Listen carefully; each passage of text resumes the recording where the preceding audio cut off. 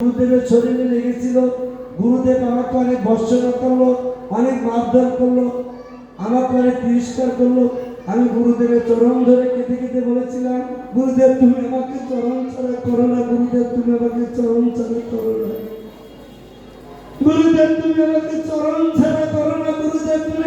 যেদিন আমার জীবন থেকে প্রাণবায়ু চলে যাবে, আমার সন্তান বলেন, দাদার সন্তান বলেন, আপনার পুত্র বলেন, আপনার কন্যা বলেন, কেউ আপনার সঙ্গে কেউ যাবে না। তিনজন ব্যক্তি থাকবে পারগাটাতে। সেই পারগাটাতে তিনজন ব্যক্তিকে জানেন। প্রথম থাকে আপনার গুরুদেব হাটে বইটে করে নৌকাতে বসে থাকবে। দ্বিতীয় থাকে আমার পরম পরশুত্তম শ্রীকৃষ্ণ ভগবান থাকবে। তৃতীয় থাকবে কে? আজকের এই যারা সাধু সঙ্গ করেছেন, ভক্ত সঙ্গ করেছেন, আপনাদের মতো সাধু সঙ্গ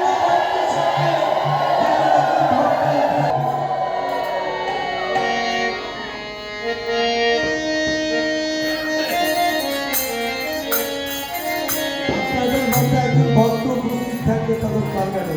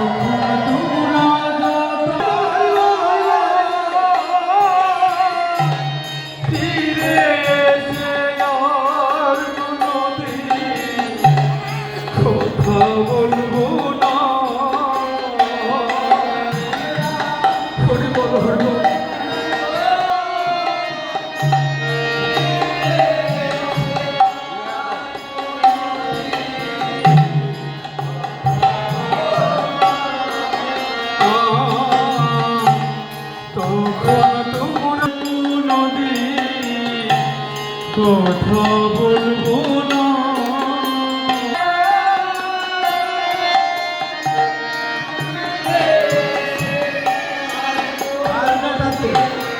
তখন তিনজন মাত্র ব্যক্তি থাকবে। পরম আরাধ্য গুরুদেব সব কিছু তোর চাহিয়া